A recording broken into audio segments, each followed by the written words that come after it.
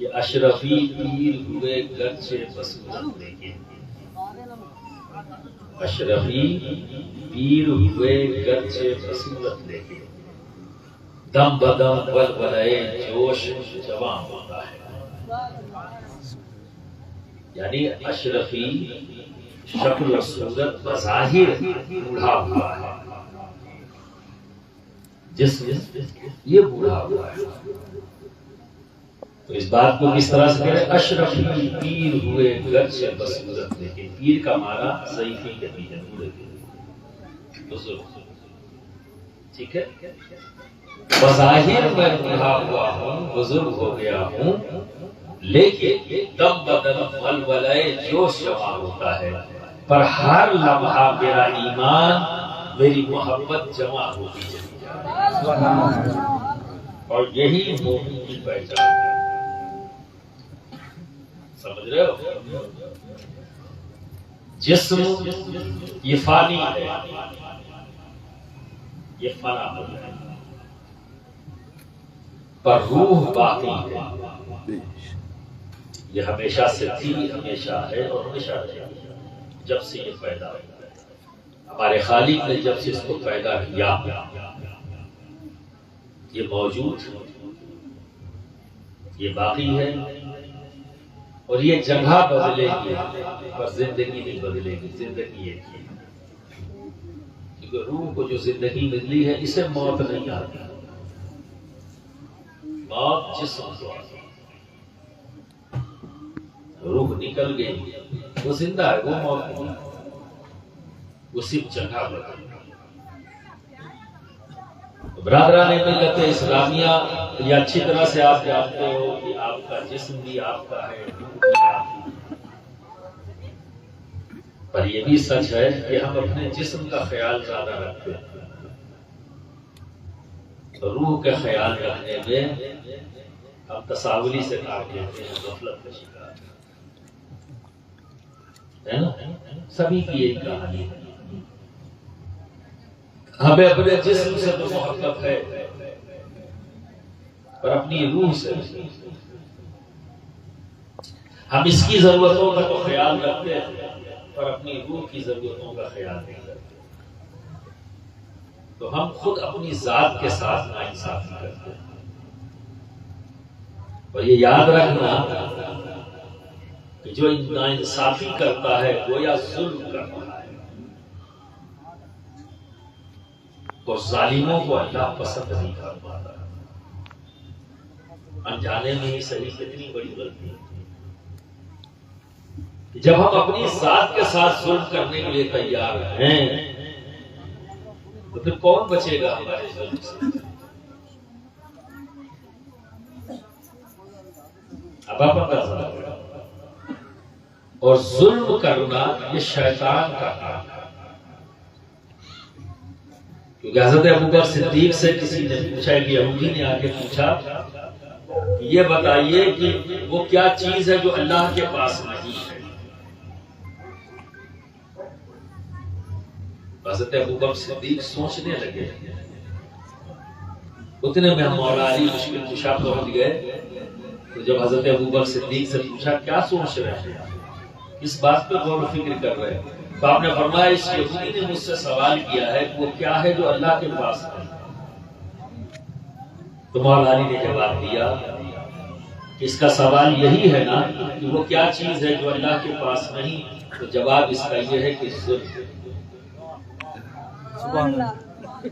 ये अल्लाह के पास है।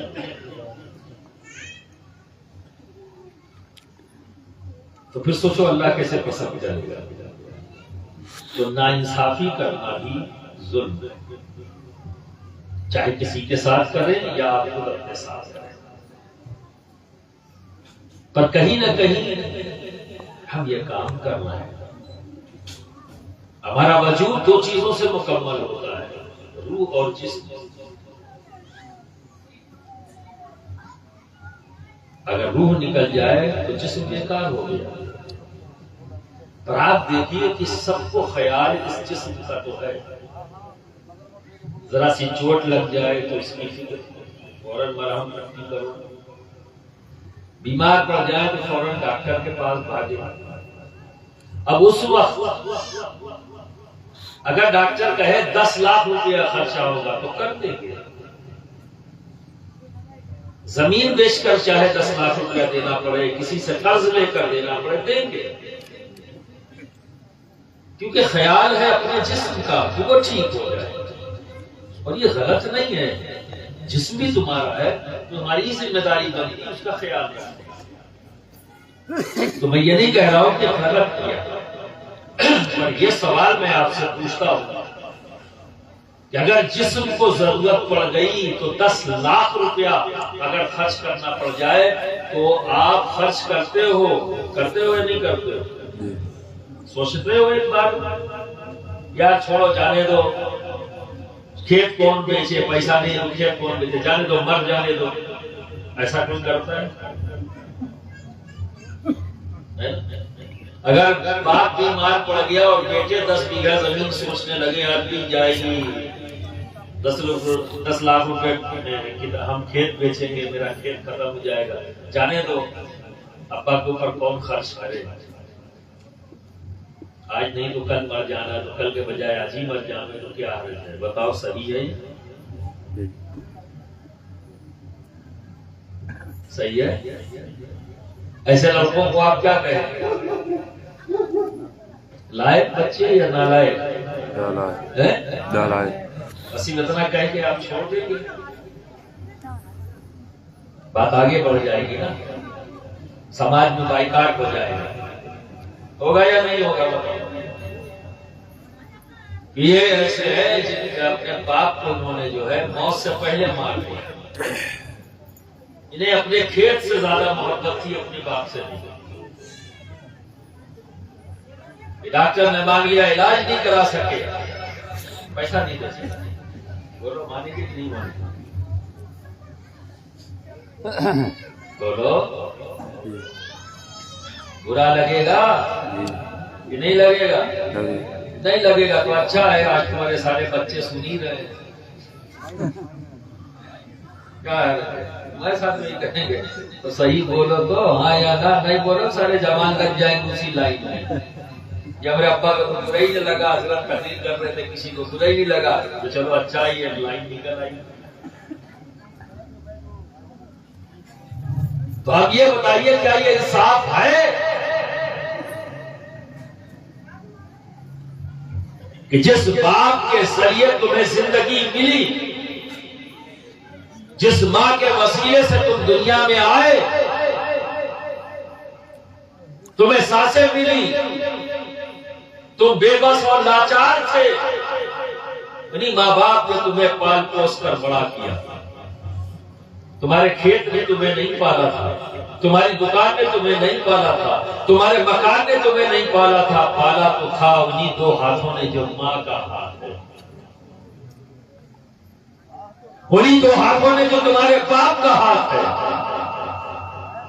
पाला उन्होंने, तुम्हारी ख्वाहिशात को पूरा किया, रातों दिन मेहनत की, मशक्कत किया तुम्हारी एक एक जरूरत को पूरा करने के लिए। आज वही बाप अगर बेबस और लाचार हो गया, बीमारी से परेशान हो गया, तो तुम ये सोचने पे मजबूर हो कि यार इसके ऊपर क्यों खर्च करें। अगर कोई ऐसी गंदी सोच रखता है तो समाज में उसका एक पैगाम जाता है, निहायत ही नाकिस और नालायक बच्चे हैं, ये नालायक लोग हैं, इनको बाइकाट करो, ये समाज में रहने के काबिल नहीं है। और अगर हमने ये नहीं किया तो फिर ये गंदगी बढ़ती चली जाएगी। तो इस गंदगी को खत्म करने के लिए हमें ये सख्त कदम उठाना पड़ेगा, ताकि उन बच्चों को एहसास हो कि हमने काम गलत किया, हमने जुल्म किया। और जुल्म किसी और पर नहीं, अपने ही माँ बाप पर, जिनकी वजह से अल्लाह ने मुझे वजूद दिया।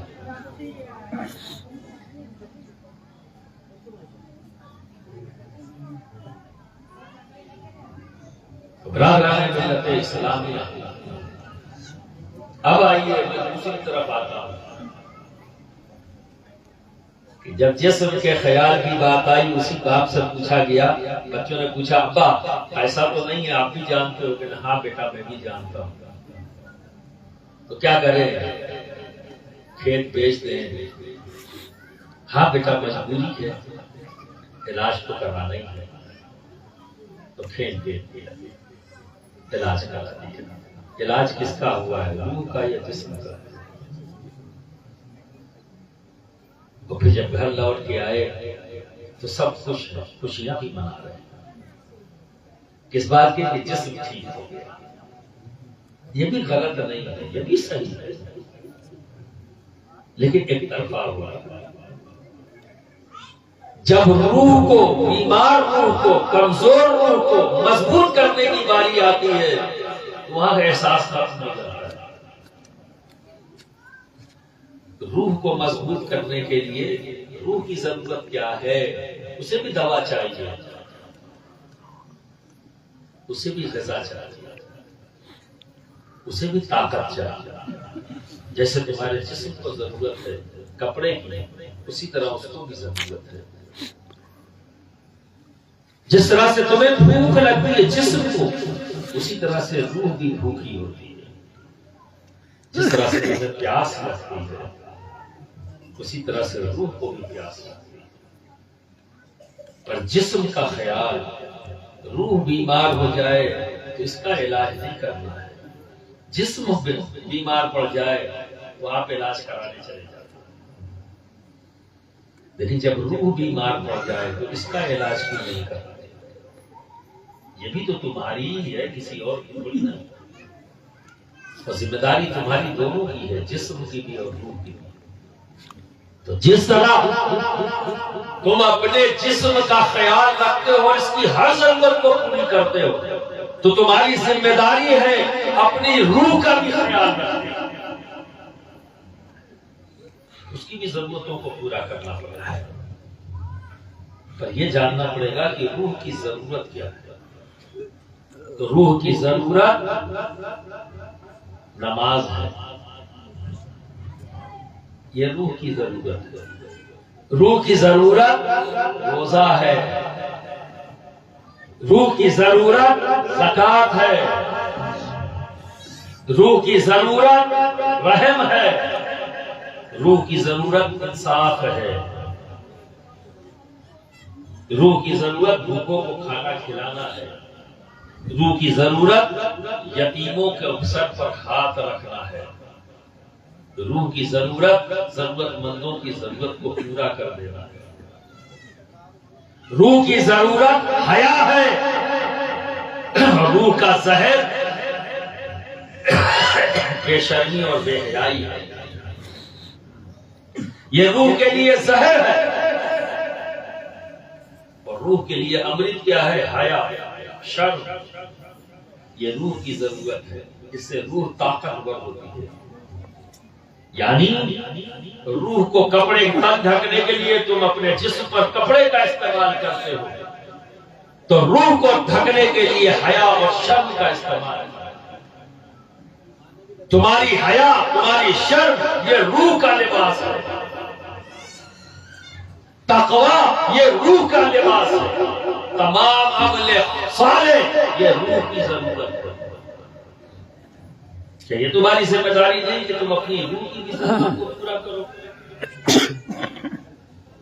है या नहीं है ना? यहाँ तसव्वुरी है, यहाँ गफलत है। मुअज्जिन अजान दे रहा है और आप बैठे चाय की चुस्की ले रहे हैं। मुअज्जिन अजान दे रहा है, आप लेटे हुए हैं चरपाई के ऊपर, आपको कोई फर्क नहीं पड़ता।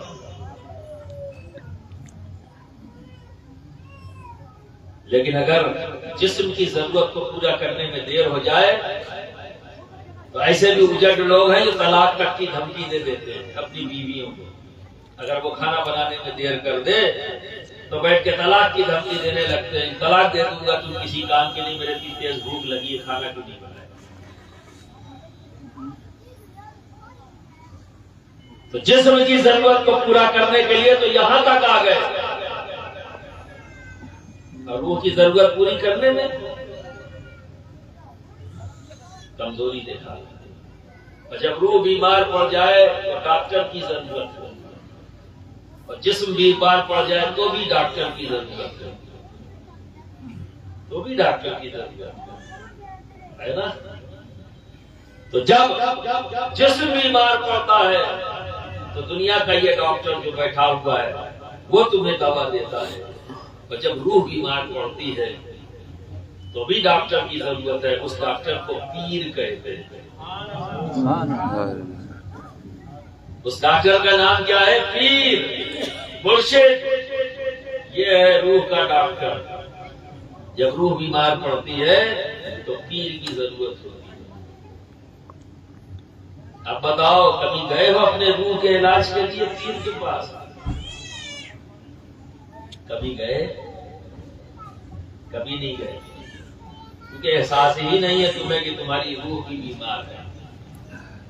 और ये जान लेना, जब मुअज्जिन अज़ान दे और नमाज पढ़ने की तड़प न पैदा हो, समझ लेना रूह बीमार है। समझ लेना कि बीमार हो गई, कमजोर हो चुकी है। जब बुराइयों से बचने की कुव्वत तुम्हारे अंदर से जाती जाए तो समझ लेना रूह बीमार पड़ गई है।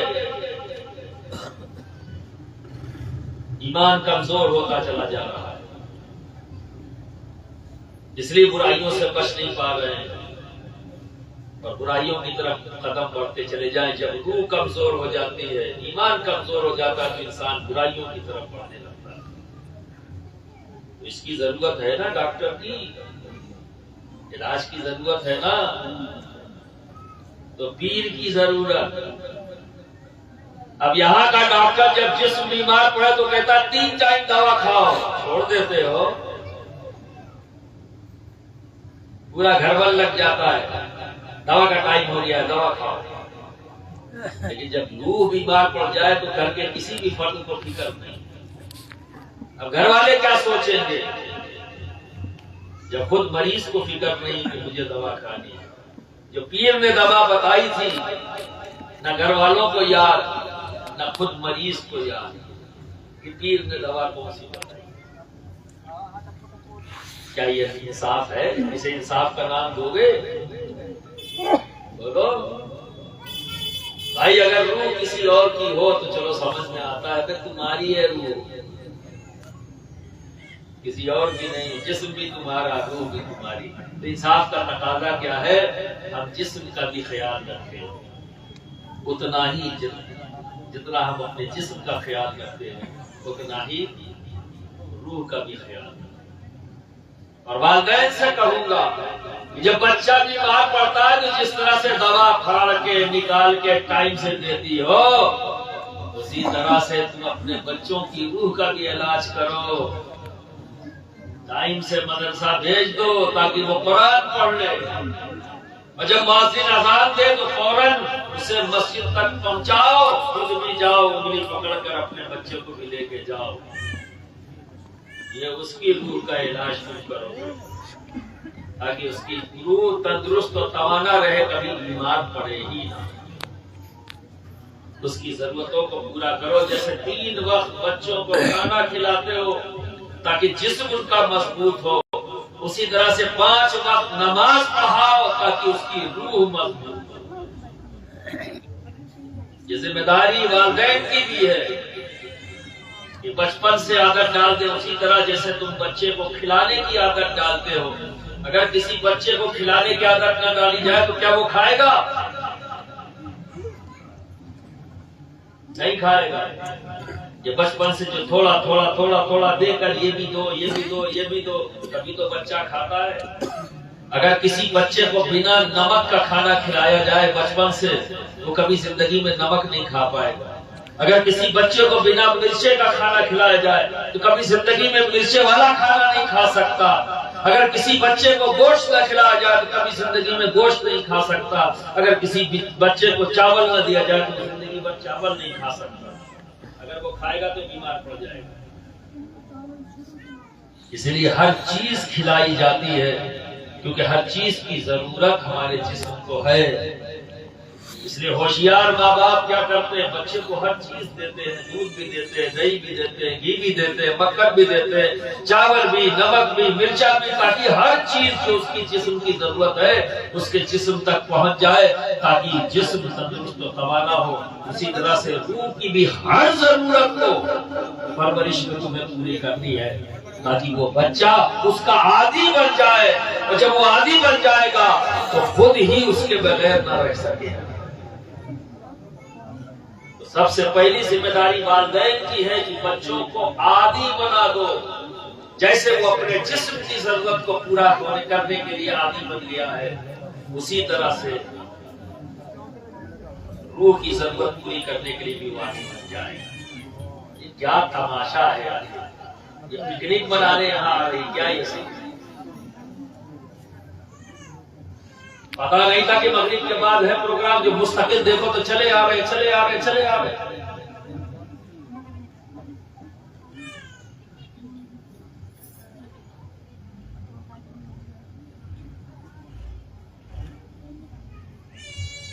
और जो कोई भी अपनी जात के साथ इंसाफ करता है, अपनी हर जरूरत वो वक्त से पूरा कर लेता है, वो कभी परेशान नहीं होता, वो कभी खौफजदा नहीं होता। देखो, अगर यहां से तुम्हें किछौछा शरीफ जाना तो क्या क्या करोगे?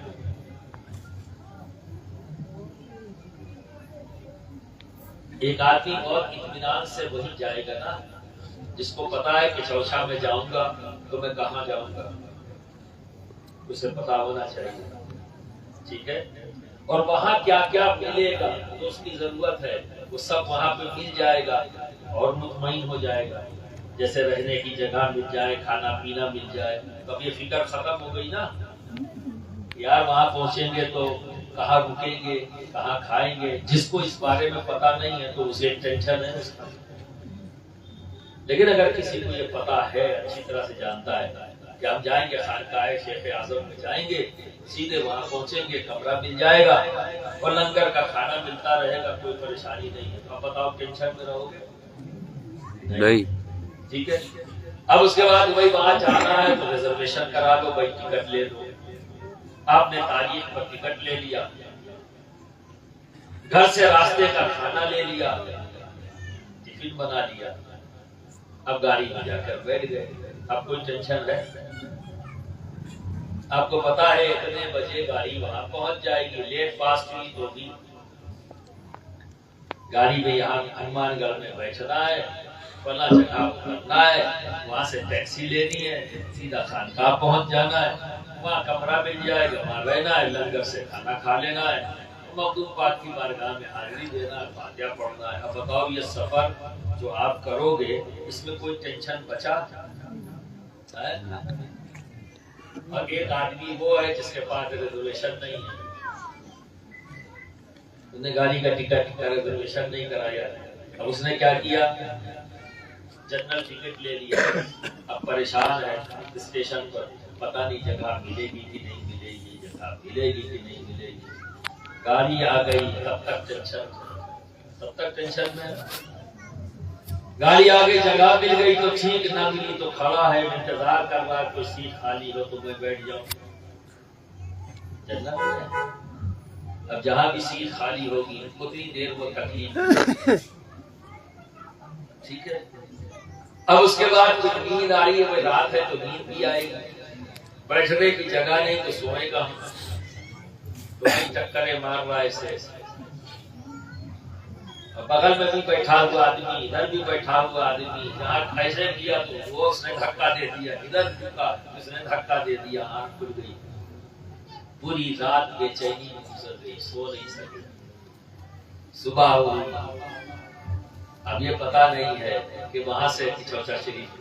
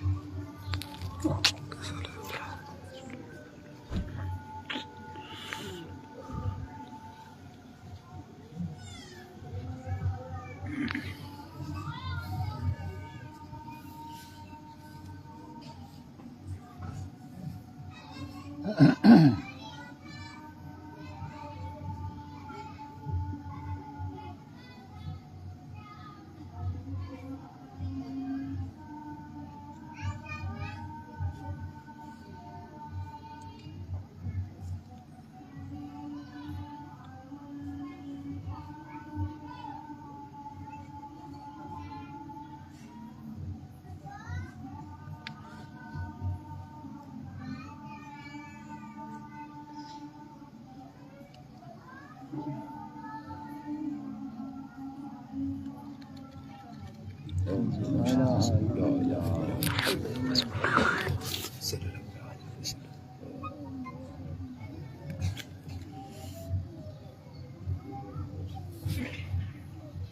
शरीफ पढ़ो। अल्लाहुम्मा सल्लि अला सय्यिदिना मौलाना मुहम्मद व बारिक वसल्लम।